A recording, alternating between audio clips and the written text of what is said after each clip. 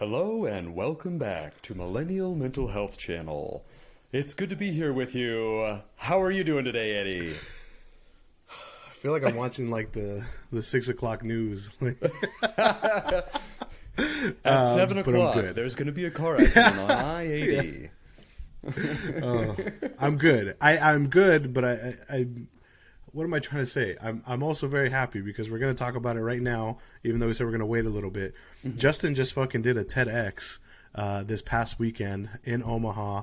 I know he crushed it. We're going to announce the shit out of it once it's public, but I'm just very happy for him, and I just want to give Justin a few moments of praise because he deserves it. So shout out to you, my friend. Well, thank you. I am so excited, man. It was a ton of work. We're actually going to do like a whole episode on it once it's uploaded and once we can put the audio on the podcast as well. But yeah. Man, I worked my butt off and it all worked out. The TED Talk itself went very smooth. It was just such a cathartic moment, just getting done and having. Man, after all the work and everything, so it was such an amazing experience. Can't wait to talk more and share it with you guys. So Justin doesn't want to tell you guys, but he was actually like voted the best TED Talker out of all of them, and just like completely shitted on everybody else. There was a ranking. It's not a competition, and everyone did great. Yeah, whatever.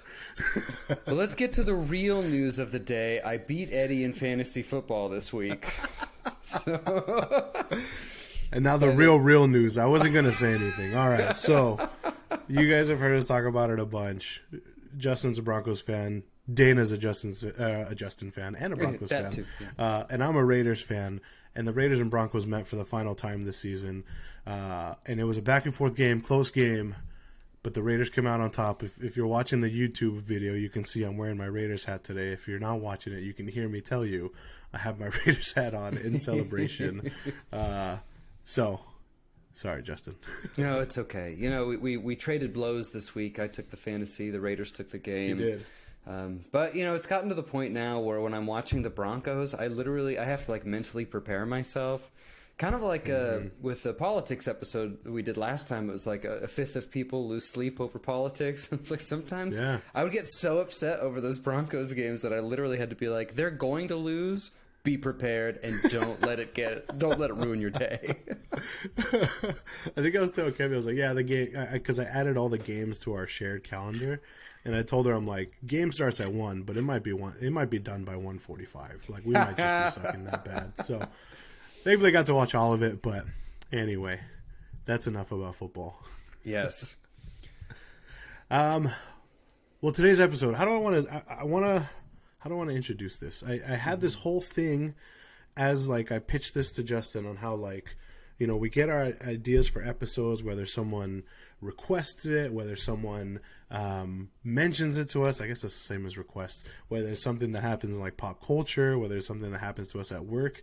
And I had this whole spiel about how like this episode is different, but it's really not. Like it's the same. Like it's stuff we've like encountered at work. It's stuff that someone's brought it up. It's a pop culture thing. I think if anything, it encompasses all of them. So I guess like, I'm going to say the whole spiel, even though like it's nothing different. Like this is how we get all our episodes. So this week's topic, and I think it kind of fits well with the idea. It's Thanksgiving week. It's the power of self-compassion. I don't know exactly like where to pinpoint where I got the idea from it, but I guess what I can say is that it just comes from multiple places, like whether it's in the media, people around us. I think it's fair to say that like self-compassion is maybe something that's not talked about enough. It's not learned about enough. Like it's just not, and it's something that can be so powerful. It could be like really helpful if someone has like a grasp on the idea of self-compassion and can practice that. A segue into that, like Justin and I, we work specifically with teens, and I think at this point, all the teens we work with can be considered Gen Z. I think that's fair, right? I don't actually know like what the years are. Yeah, they got to be Gen Z. Okay, so Gen Z, we hear about it all the time. It's mostly like the older generations, but people will talk down on Gen Z a ton. They'll say things like they're too sensitive, you know, something about like pronouns. There's always like, oh, pronouns. There's so many like shut the fuck up. People say like Gen Z is like too lazy, they're too weak, they're all these things that none of it is true, and it's very irritating to me. Without jumping too much onto like a soapbox, I just wanted to mention that, you know, we talk about Gen Z a lot. We are big fans of Gen Z. They're important to us because they're part of the work that we do, and we don't agree with any of it. So I guess I say all of that to just say we don't agree. We love Gen Z. We think this next generation is going to be really helpful for all of us, and is really going to help, I think, put humanity back on a better track. I agree. So much so that, you know, we're going to change the name of the show to Genzennial Mental Health Channel. This is the first time I'm bringing it up with Eddie. I'm joking. That's a terrible name. But we do love Gen Z. And there are so many good things about Gen Z. And unfortunately, they just, especially on social media, which is just, it's so negative all the time. But our observations about this generation has also been confirmed by some researchers, primarily Roberta Katz, who's a researcher out of Stanford, who did like a huge study on just psychologically profiling Gen Z and how they're different from other generations. And there's a quote here from her research when she says, in summary, a typical Gen Zer is a self-driver who deeply cares about others, strives for a diverse community, is highly collaborative and social, values flexibility, relevance, authenticity, and non-hierarchical leadership, and, while dismayed about inherited issues like climate change, has a pragmatic attitude about the work that has to be done to address those issues. She wrote all this in a book that she entitled Gen Z Explained, The Art of Living in a Digital Age. Damn. You know, when we'll like say things like we'll like share ideas and be like, man, I wish I knew how to put this in a better, more concise way. She did it. Like, that's great. Hell yeah.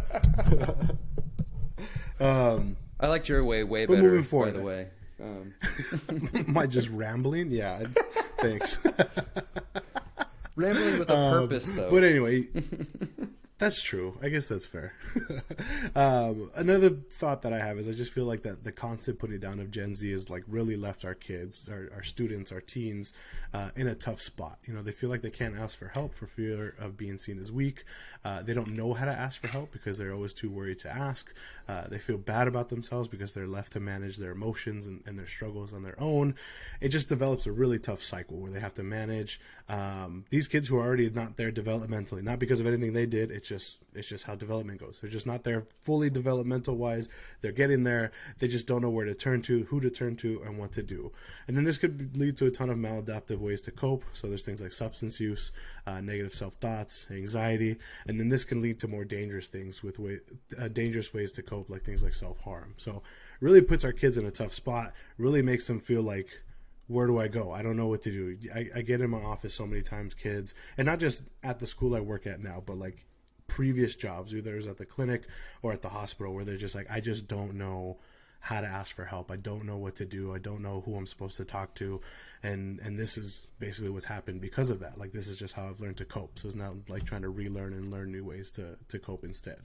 But despite all of this, you know, something that I see more and more, and maybe it's just because I am in a school setting, which I think is fucking cool. I get to see kids not just like in a session where they're there because they're doing it once a week, but I get to see them around campus. I get to see them doing their sports ball. I get to see them doing plays and musicals and their band performances and all those cool. I get to see like more, which I think is super cool. So I get to really see how these students interact with their environment, how they interact with their peers, and I get to see how much they care for one another, right? Over and over, I see how much this generation, and Dr. Who is it? Roberta Katz already mentioned it, but how much they will put others before themselves, how much they care about others before themselves. They will tell me how much they care for somebody else, that if they're struggling, they would rather make something harder for themselves than to put a burden on someone who they think is struggling, which I think is very commendable, but you know, maybe something we can work on to help them out. So I think in the end, like, I end up finding myself having this conversation a ton with students, with other clients I've had in other settings, that the conversation of self-compassion, self-love, it comes up a lot. And a lot of clients just haven't had that conversation. They don't know where to start. They don't know what it means. I end up having this conversation with them and then feeling like I need to teach these students and these teens that their needs matter, that they can be, quote, selfish. Like, it's not selfish if they take time for themselves. It's not selfish if they put their needs first. And I think it's just really opened my eyes to how important it is for this next generation to just learn like what self-compassion is and how much it could be really helpful for them. So that's a lot of anecdote. That is a lot of rambling. That is a lot of me. But I want to at least shift a little bit to some stats and facts. I think we have a nerd alert somewhere down there. So let's shift to that, because I can say all these things, but if I don't have any stats and facts, then it doesn't really matter. So I will start with the first one. And I do want to share one thing as I start to share stats and facts. I did a lot of research for this episode. I was looking at articles. If you guys ever need help looking for things, Google Scholar is a great source for not just like looking up like links, but to actually find academic articles and research and stuff. Like, super helpful. It's not like those like paywalls that you end up finding when you're like in school and you can't read articles. Like, most likely you could find it on Google Scholar for free. So just throwing that out there as a side note. But as I was researching, this woman, Dr. Kristen Neff, came up a ton. And I'm like, wow, Kristen Neff is about this life. Like, she like cares about self-compassion. She cares about these things. And then come to find out, I look her up on Instagram and she's like the leading self-compassion researcher. So a lot of these things are from her. I'll start with the first one that I found. She wrote an article comparing and contrasting self-esteem, self-compassion, and well-being. She stated that while self-esteem is related to psychological well-being, the pursuit of high self-esteem could be problematic. So it's like, it could set yourself up for failure. It could set you up for really high expectations that if you don't get there, then you feel like bad about yourself, and it can be really tough on your mental health. She then instead offers up the alternative of practicing self-compassion. Self-compassion entails treating oneself with kindness, recognizing one's shared humanity, and then being mindful when considering negative aspects of oneself. And then in her research, she found that self-compassion provides greater emotional resilience and stability than self-esteem, but involves less self-evaluation, less ego defensiveness, and less self-enhancement than self-esteem, whereas self-esteem entails evaluating oneself positively and often involves the need to be special and above average, where self-compassion does not entail self-evaluation or comparison with others. That was a lot of words. I guess to sum it up, self-esteem like really sets the expectation high, and if you don't reach it, and if you don't feel like you're above average or better than the next person next to you, then you feel bad about yourself. Self-compassion is like accepting and welcoming of things that you can work on and improve on, and helps you just overall feel better. And then with you feeling better, I think the idea then is that like you can start to like make improvements and yeah, do better things. I'm rambling now, but Justin, you take over. No, I think you brought up a couple of really good points. One thing I wanted to build on is that we live in such a black and white world where it's almost like all or nothing on so many things. It's like you can't have any ego. You can't care about yourself. You can't have any self-interest. But so much of mental health and so much of therapy is trying to reframe these issues to understand that it's all about a healthy balance. So it's okay to have somewhat of an ego. It's okay to put yourself first when you need to put yourself first.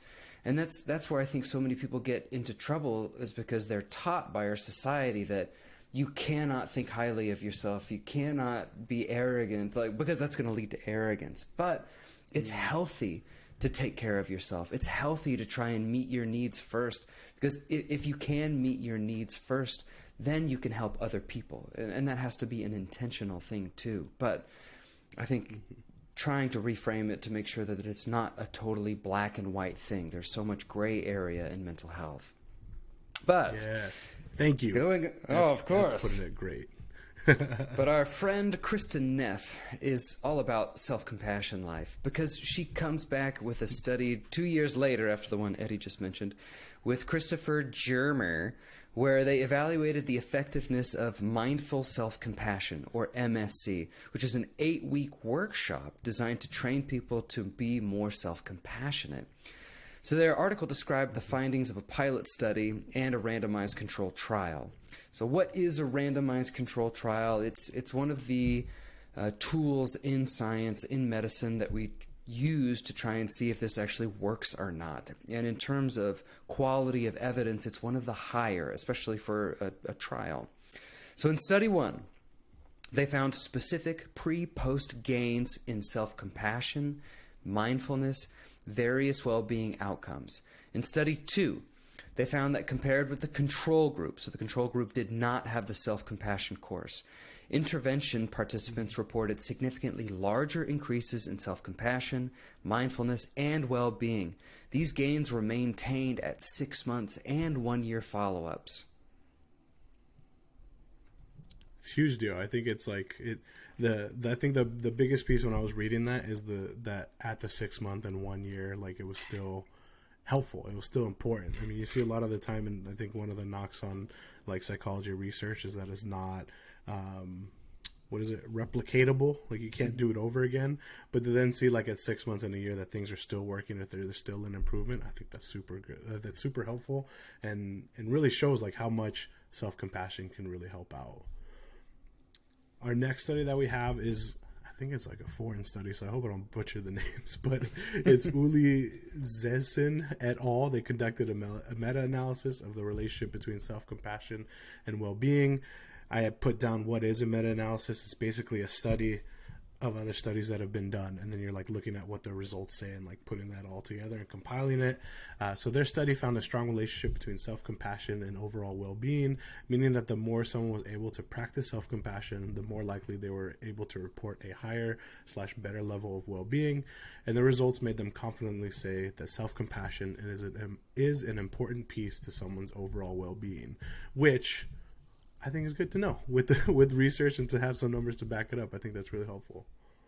Totally. And one of the points I try and make to a lot of the kids I work with is there are the things that are easy to understand in terms of mental health, like medicines work, therapy works, but there's so much more to mental health than just those things. The things that typically we tell you in a professional setting, like self-exploration, self-compassion, gratitude. There's different things that you can do in your life and different things that you can train yourself on to try and reframe your cognition to have more of a positive outlook on life. And that can really be helpful in your overall well-being and your mental health. And I think this all plays in. Yeah. I think too, that's why a lot of people are shifting towards like mental well-being instead of just mental health, or like, switching the phrase, because there's a ton into it, right? Like, and unfortunately, like therapy, medication, other medical services are not widely available. They're not as easy to find as we would like for it to be. So being able to take care of other pieces, like practicing self-compassion, like being able to meet your needs in other ways, that can go a long way in helping your mental health. Maybe for some people to the point where they don't necessarily need to have services yet, or need to find a therapist or a psychiatrist. Mm-hmm. Well, and not to derail us too much, but speaking of nomenclature and what we should call what we do, mental health versus mental wellness, I really hate the term behavioral health. And I hear it all the time. Like, this is the behavioral health part of the hospital. And it's like, it's kind of judgy. It makes you think that people are doing all of these things on purpose, that this is their behaviors. And I think that it is changing. Less and less people are using that term behavioral health, but it still gets thrown around quite a bit. Yes. The program that I was at the hospital, it actually like turned me off a little bit. Like my ID badge said like behavioral health outpatient, and I was like, I'm not in behavioral health, man. Like, this is not, hell no. This is stupid. Fix this. This is mental health, mental well-being. Like, yeah, behavioral health, it's so stigmatizing. Like, how much did we talk on the last episode about person first language or strengths based language? Like, behavioral health, fix that shit. Yeah. And I do think, as a general concept, that the world has maybe gone a little overboard on just renaming everything for the sake of renaming everything, because everything is kind of judgy. But the words that we use are important, especially those big labels that we use in terms of how people interact with healthcare. That's an important thing. So, now I get to do it. Nerd alert! So, brief nerd alert here. I looked at a study from Simon Thomas et al. That is a hyphenated one-person name in 2011 who actually did an fMRI, so functional magnetic resonance imaging study, to show that certain areas of the brain actually light up when performing acts of compassion. This kind of stuff fascinates me because compassion induction was associated with activation of the midbrain periaqueductal gray area. And unless you've had a neuroanatomy course, I don't expect you to know what that means, which is a region that is activated during pain and the perception of others' pain. And that has been implicated in parental nurturance behaviors as well. So I think it's fascinating that pretty much all of our behaviors have specific areas of the brain that are correlated with it. And the periaqueductal gray area is one of the ones that literally lights up when you perceive someone else's pain, when you're empathizing with them, when you're showing compassion towards them. There's a part of the brain for that. I bring this up because the brain has something called plasticity, or it can change its functioning, and it can change how much it activates those specific areas. And you can train it, if you will, in certain ways. So the more you train it, the more you do it and see opportunities to be compassionate. So what I'm trying to say is there's actually a really beautiful Native American proverb that I hope I don't butcher about two wolves, where it's essentially there are two wolves inside of everyone, a good wolf and a bad wolf. And which wolf wins? It's, well, whichever one you feed. Do you want the good wolf to win, or do you want the bad wolf to win? And if you feed the good wolf, if you do good things, if you do good deeds, then the good wolf wins, and then you become the good wolf. And that's essentially neuroplasticity, is you can train your brain to do things, and it not only helps make the world a better place, but it also can help with your mental health and your overall sense of well-being. The neurons that fire together wire together. Yes. I remember that from neuroscience. That's all I got. In the C that I got in that class, that's what I took away from it. But hey, it came in handy right now. Right now. It was for this. Thank you, Dr. Island. Okay. In my own practice, and I know Justin feels the same way, it's important that we have at least like action steps, or like, what I'm struggling now, what can I do, or what can we do together, what can we figure out to like, what do I do next? And if you've listened to us talk, and if you listened to me ramble for the last however many minutes, you're probably asking like, where do I even start? Like, what does this even mean? What is the point of all of this if I don't know what to do? I'm glad you're asking, because we have some ideas for you. So one thing, something like meditation. I am not a meditator, so I'm not going to say that medication. I'm not going to say that meditation is like amazing or like can do wonders, because I don't do it. So I have no idea. But for some people, it really helps. There's also things like self-love letter writing letters to yourself just like you would for somebody else. Setting boundaries is really important. It's that Thanksgiving week. It's the holidays are coming up. Holidays can be very stressful for people, and having to interact with like family members or relatives or anybody else that you may not want to interact with, setting those boundaries are very important. And an example of that could be like, if you just don't feel ready to text people back, or if you don't feel ready to have certain conversations with people, I'm specifically thinking of like the students and teens I've worked with, is just letting them know like, hey, like I don't have the capacity right now. I'll text you back later when I have a chance. Like, let me just tell you so you don't think I'm ignoring you. Like, setting boundaries is really important. This next one I put, quote, being selfish by putting your needs first. You're not actually being selfish. You're just taking care of the things that you need to, and doing that because if you're able to take care of yourself, you are in a better position to take care of other people when the time comes. Things like practicing forgiveness. It takes a lot of mental capacity to be upset with people, to hold a grudge. I will give a perfect example, even though I don't really know if I'm over it yet. Literally like 2 hours ago, I was at the store and I was parked, and like right after I parked, another lady parked, and she got super close to my car and like bumped against my car. And I was like, in the car, I was like, gosh damn it. And then I got out and it was fine. There was no scratches or anything. It ended up being okay. But in the moment, I was like, I am so pissed right now. I'm so upset, but it's going to be okay. I will forgive her eventually. And it's like, I don't have to carry that mental capacity that it takes to be upset with her. Similarly, expressing gratitude. I'm grateful that nothing happened to my car. I'm grateful I don't need to deal with it. It is the time of Thanksgiving if you celebrate expressing gratitude. This is a great time to do that.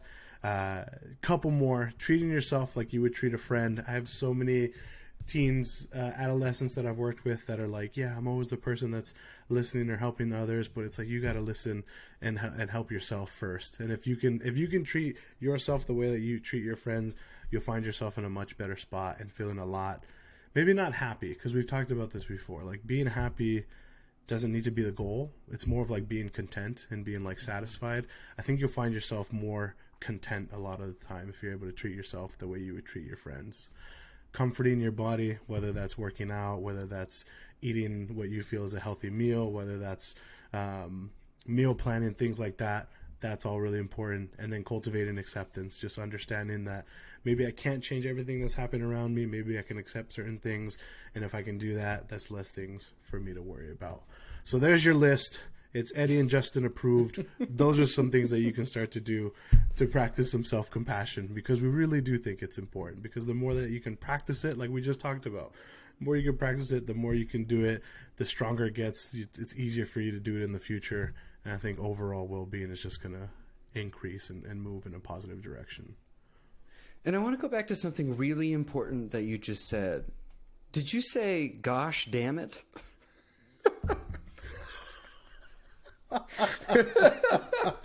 Yeah, I think so.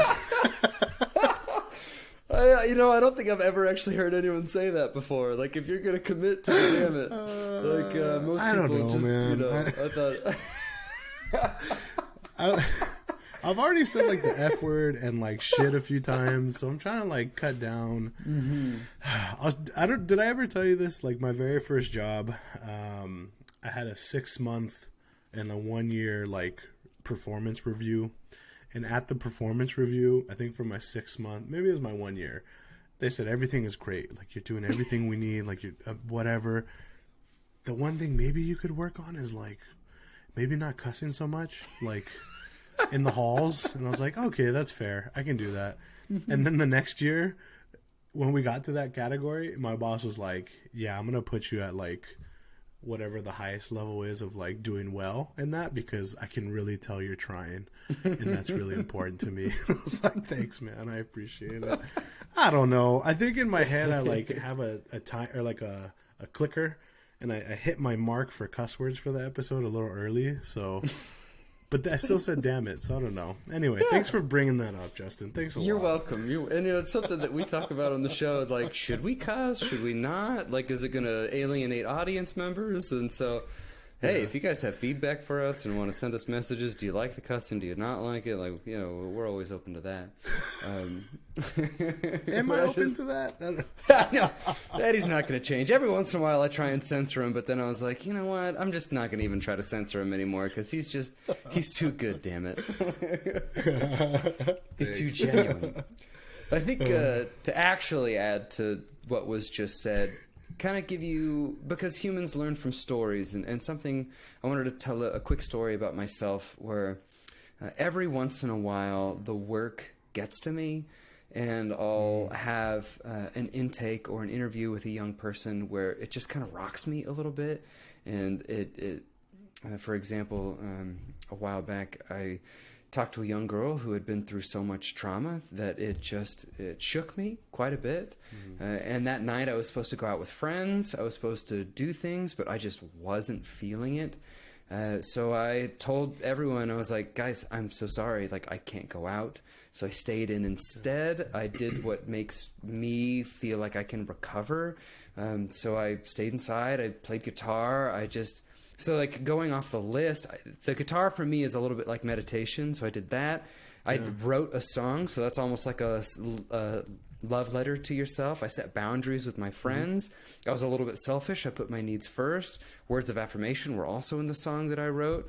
I was practicing forgiveness for letting down my friends, expressing gratitude for what I get to do as a career, and also gratitude that I grew up in a loving and caring environment where I didn't have to worry about the things that this patient that I was talking to had to go through. So that's a good story. I thought that would tie in all those elements of practicing self-compassion. And honestly, it took a lot of courage to be able to say, sorry guys, I'm not going out tonight. Yeah. But I was really glad that I did. Yeah. Hell yeah. Good for you. Thank you for sharing that, dude. That's awesome. I don't have a story like that off the top of my head, but that's like a perfect, like that's exactly that self-compassion. Like it's like we have to be sometimes the most important person, like in our little like circle or little bubble, so that we can take care of ourselves and then continue to be like who we are to the people either we are friends with or have relationships with, or the people that we serve and like the work we get to do. Like you said, like I feel the same way, like fortunate of the work that I get to do and get to do every single day. But if I'm not like taking care of myself, like for me, I guess my little story is like 3:45 hits, I'm out the door. Like I do not care. Like work is going to be there tomorrow. I am out. And I've told my students this before, like when I teach the grad students, like I am not a therapist anymore. You will find the therapist version of myself tomorrow at 7:45, and if tomorrow's the weekend, you're not going to find them until Monday.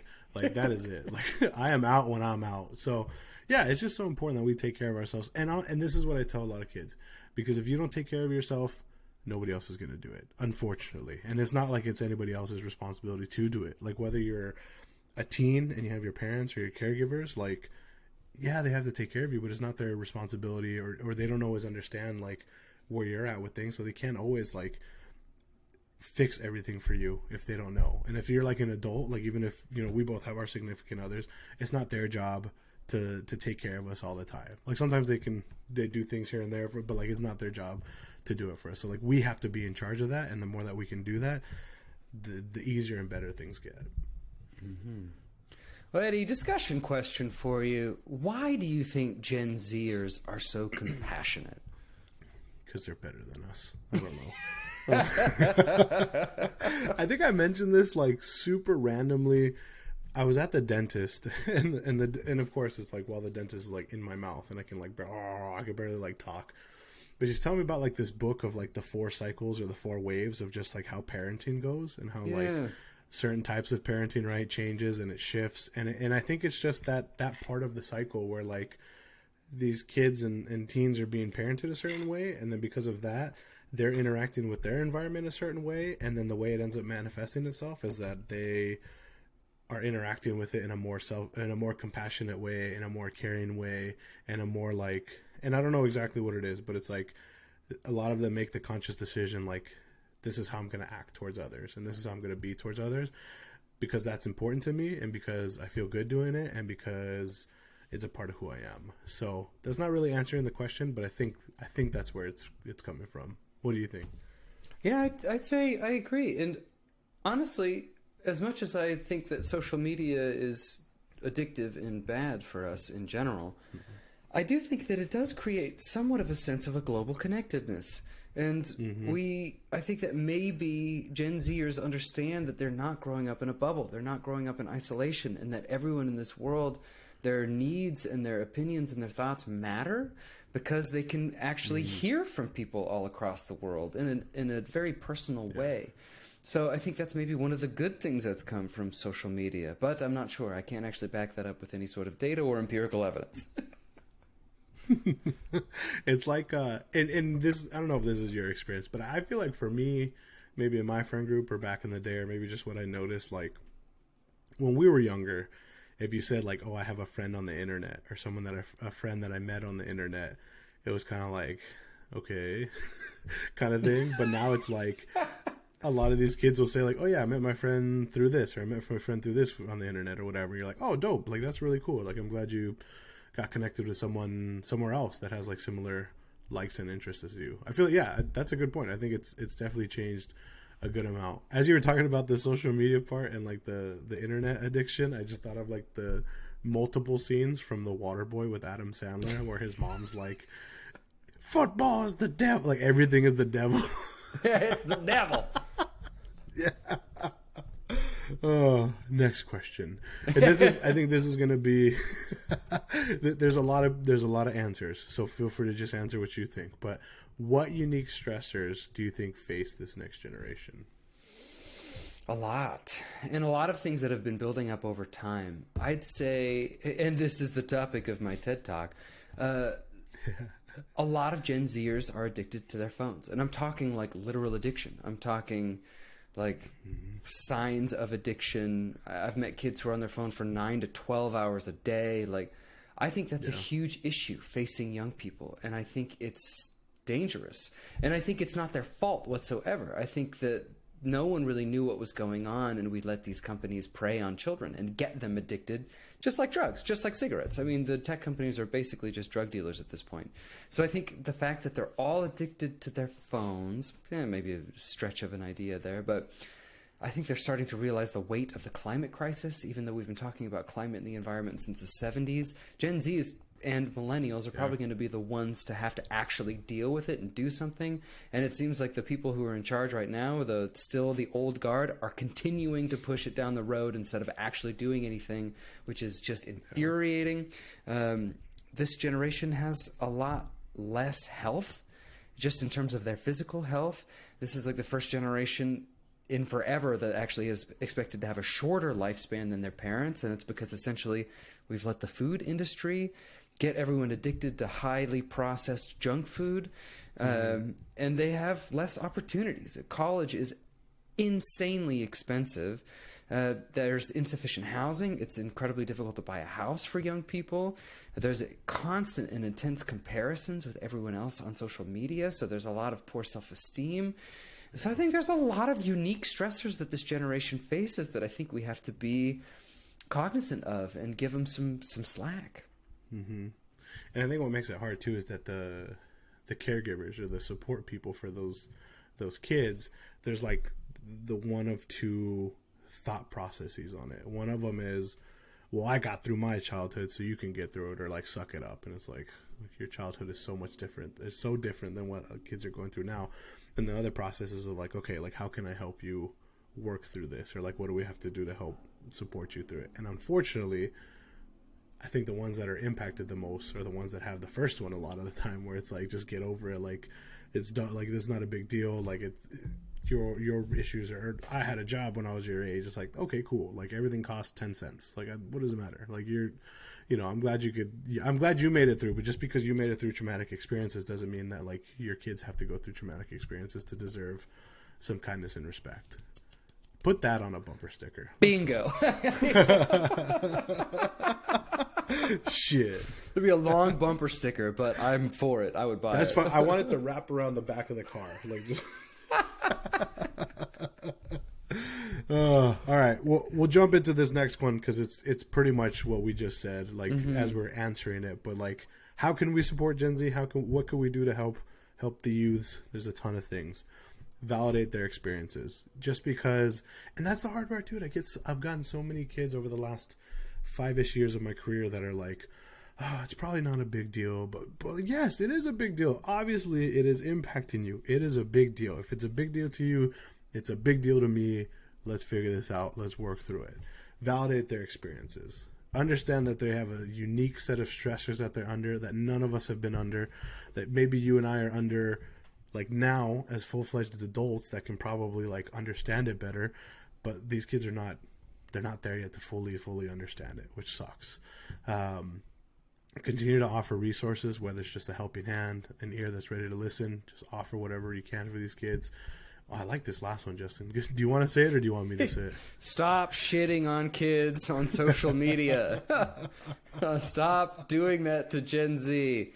It's just, it's so pointless, and it's just hurting everyone. And honestly, it's mostly the social media platforms themselves that are doing this, because the posts that are the most inflammatory, the posts that are the most negative and critical are the ones that get put into the algorithms to get more views, to get more likes. And so we're not really as divided as everyone thinks, but it's social media making us think. It's giving us that bias that we think that we're more divided. We think that we're more different. We think that we hate everyone else, but it's not really the case. So I think we gotta just take a look at our relationship with social media and figure this out, because it's just getting worse and worse. Some final take-home points for today.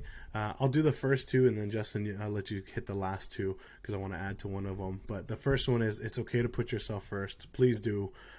You can be, I keep saying the word selfish. I don't actually mean selfish, but whatever you think is selfish, like taking time for yourself, missing out on things so you can focus on you, do that, because that's okay. The second point is, being there for others is great. I commend you for it, but you have to be able to take care of yourself before you do things like that. Just like on an airplane, if you've ever been on a plane, they say, like, if the pressure in the cabin changes, a mask will dispense from right above you. If you're traveling with someone who may need help, make sure to put your mask on first before helping them with theirs. Super cheesy, but I really like it. Seriously, help yourself first before you can help others. Self-compassion has been proven to be a positive impact on your overall well-being, and that is backed up by multiple studies. And overall, you're worth it. You're a human being. You deserve love and compassion. Every human being does. And it's okay to show yourself some love and compassion too. We live in a world where we're discouraged from doing that. We're told that we're selfish if we do that. But honestly, it makes you a better person, which allows you to be able to give more to your world, to give more to your environment. So it's okay. We encourage you at Millennial Mental Health Channel. No, what did you change our name to? What is it now? Genzennial Mental Health Channel. Okay, we'll just keep the regular name. It's bad. It's really bad. Oh, thank you all for listening. Justin, my friend, we can't wait to share your TED Talk when it comes out. I will give our whole show a little pat on the back. In the now 3 years existence of Millennial Mental Health Channel, in about 2.5 years, I can't remember how many total downloads. I think we had about 40,000 total downloads. In the last 6 months since we've moved to Spreaker, we've gotten more than that. So I think we've gotten more than 40,000 just in like a 6-month period. So thank you. Thank you guys so much for listening. Thank you for your continued support. I wanted to shout us out, but I really want to say thank you to the listeners, because really it's been awesome. I don't think we could have ever imagined having all this, but thank you guys for listening. If you've listened this far, I say it every time, you probably know where to find us, but if this is your first time listening, I will remind you, we're on Apple Podcasts and Spotify. If you're on Apple Podcasts, feel free to leave us a 5-star review and a comment if you feel inclined to do so. On Spotify, you can just leave a 5-star review. You can also find us on whatever other podcast streaming services you like to use. We're on YouTube now. You can see our YouTube videos. You can see our faces. You can see what we look like as we rant to each other. Feel free to check that out. Feel free to subscribe, whatever people say at the beginning of YouTube videos. I don't know. I don't watch those things. Smash that like button, bro. Subscribe, dude. Just like that. On social media, Instagram, Twitter, the TikTok at Millennial MHC. Thank you guys. We will see you during our next episode. But until then, take care of y'all mentals.